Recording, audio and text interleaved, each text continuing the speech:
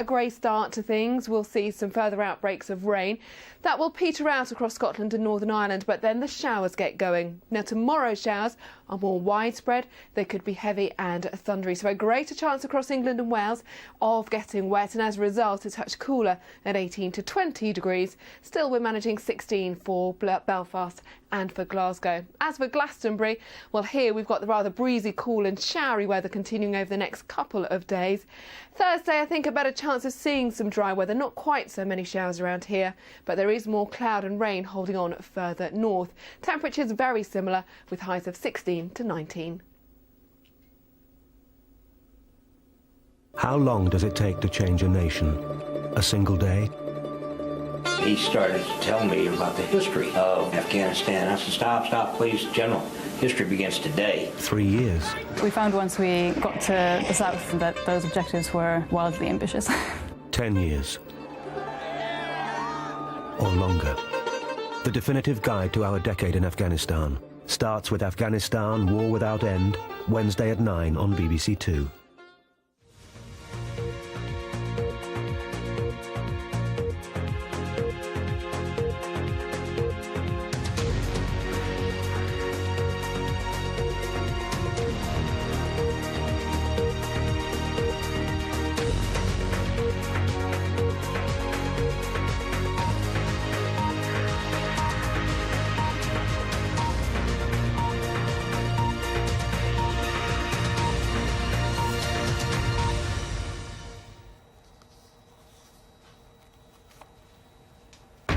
The Prime Minister insists his government is strong despite a U-turn on plans to halve prison sentences for an early guilty plea.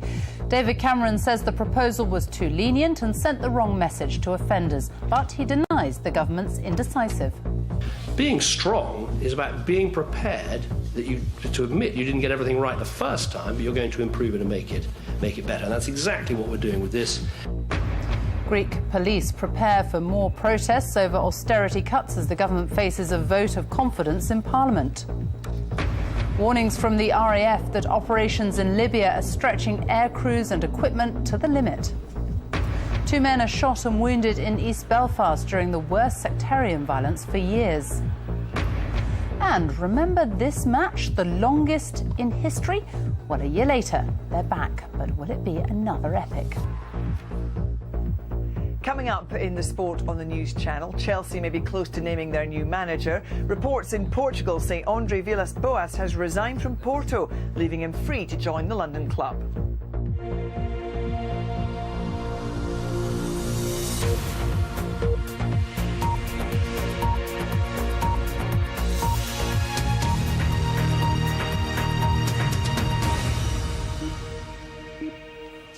Good afternoon and welcome to the BBC News at 1. The Prime Minister has confirmed that the government is abandoning plans to allow some criminals in England and Wales to halve their sentences if they plead guilty early. David Cameron said the proposal from the Justice Secretary Ken Clarke would have meant sentences were too lenient and criminals would have been sent the wrong message. The Labour leader Ed Miliband accused the government of not being in touch with people and making plans it then had to abandon. But Mr Cameron said the U-turn showed strength because the government was prepared to admit it didn't get everything right first time. Our political correspondent Ben Wright reports. How has it changed your budget? After weeks of wrangling with Number 10, this morning Ken Clarke conceded that his controversial plan to cut prison sentences in half for an early guilty plea had been scrapped. So, another U-turn. We're publishing the bill, and later this morning and today, Prime Minister and I will be announcing our response to all the consultation. We've changed parts of it, both on legal aid and on sentencing. But it's not another U-turn. It's a perfectly balanced package of radical reform, which is very necessary. But the government has reversed a proposal that Ken Clarke was banking on to cut the prison population and save cash. At the moment, defendants can have their sentence